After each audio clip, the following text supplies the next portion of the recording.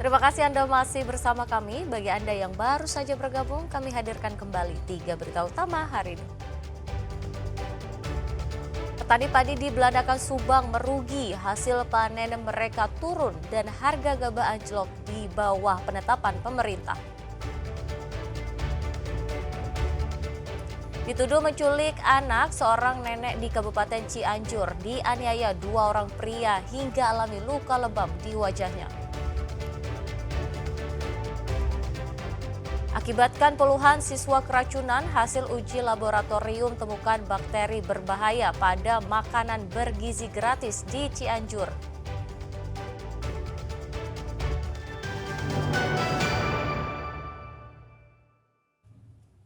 Ya, seorang wanita lanjut usia menjadi korban penganiayaan 2 orang pria di Kabupaten Cianjur.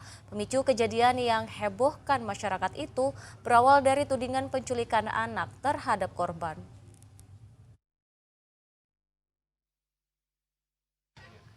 Dalam rekaman video yang menghebohkan masyarakat ini, seorang nenek jadi korban penganiayaan 2 orang pria di kawasan Legok, Warung Kondang, Cianjur. Korban nenek Aisyah menderita luka lebam di wajah akibat pukulan dan tamparan, namun kini sudah menjalani pengobatan di rumah sakit. Tangani kasusnya, polisi meringkus 1 orang tersangka penganiayaan terhadap korban. Tudingan korban penculik anak menjadi dalih tersangka menghakimi wanita lanjut usia tersebut. Pada saat korban akan pulang ke rumah anaknya, setelah turun dari angkot, korban meminta untuk diantar kepada anak kecil untuk diantar ke rumah anaknya di daerah kampung Padalasar, Desa Bunikasi, Kecamatan Warung Kondang, Kabupaten Cianjur.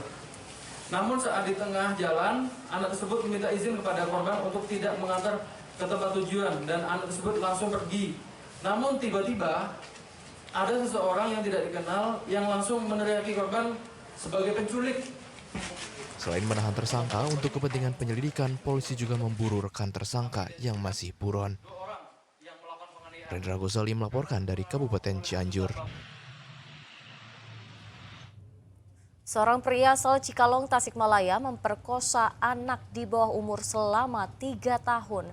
Pelaku mengancam korban dengan video asusilanya akan disebar jika tak melayani hawa nafsunya.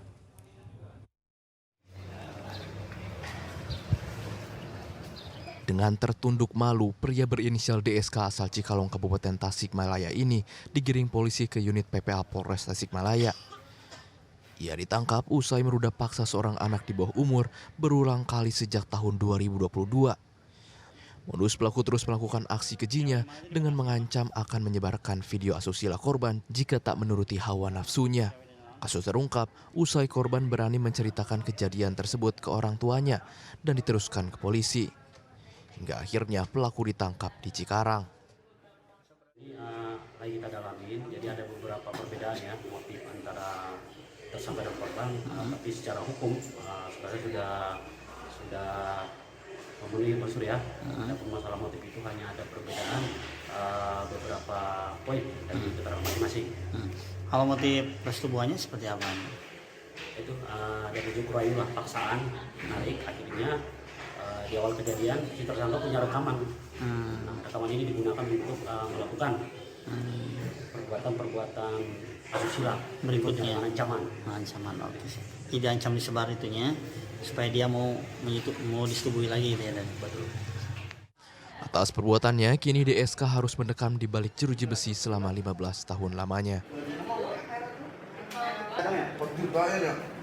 Eko Syabudi melaporkan dari Tasikmalaya. Di mana itu, di Bekasi itu, Bang? Informasi selanjutnya, mobil angkutan barang yang berhenti di pinggir jalan jadi sasaran begal di kawasan Cicalengka, Kabupaten Bandung. Berkali-kali beraksi, polisi akhirnya menangkap 2 begal yang tak segan melukai sopir mobil pickup.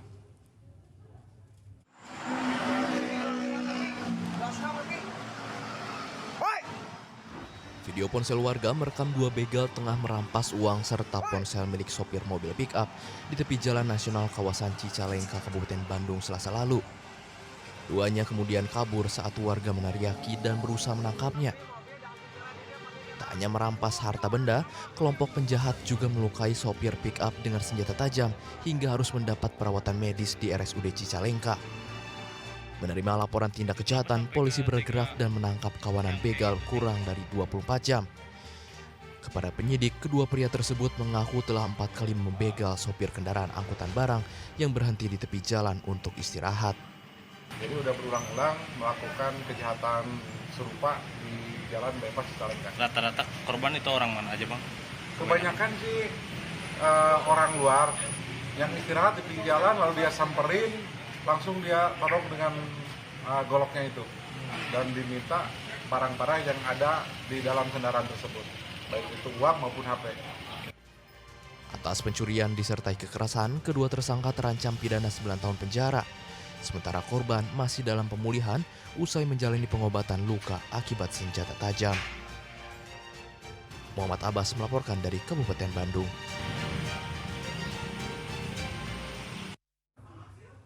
Empat kali keluar masuk penjara tak membuat kapok seorang perampok rumah kosong asal Ciamis. Dalam aksinya pelaku menggunakan golok untuk membobol jendela dan menakuti korbannya. Amin alias Tain, warga Nangewer, Kecamatan Cipaku, Kabupaten Ciamis ini memang tak pernah kapok keluar masuk jeruji besi. Sudah 4 kali ia melakukan aksi kejahatan yang sama, merampok rumah kosong. Perampokan terakhir, Amin menggunakan sebilah golok untuk membobol sebuah jendela rumah kosong. Sebelum membobol rumah, Amin jauh hari juga sudah memantau kediaman korban. Saat korban keluar rumah, Amin pun langsung masuk dan menggasak semua barang berharga milik korban. Kali ini adalah residivis, sudah 4 kali melakukan atau dihukum karena tindak pidana yang sama yang melakukan pencurian dalam pemberatan. Adapun kerugian atau barang bukti yang berhasil diamankan, salah satunya tas pinggang warna hitam, kemudian 1 unit HP merek Redmi, 6 buah cincin emas masing-masing dalam kantong, ya. Kemudian 1 buah gelang emas, uang tunai 650.000.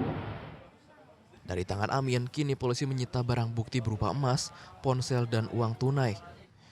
Masalah ekonomi dan tak punya kerjaan menjadi faktor Amin kembali beraksi dan tak pernah kapok keluar masuk jeruji besi.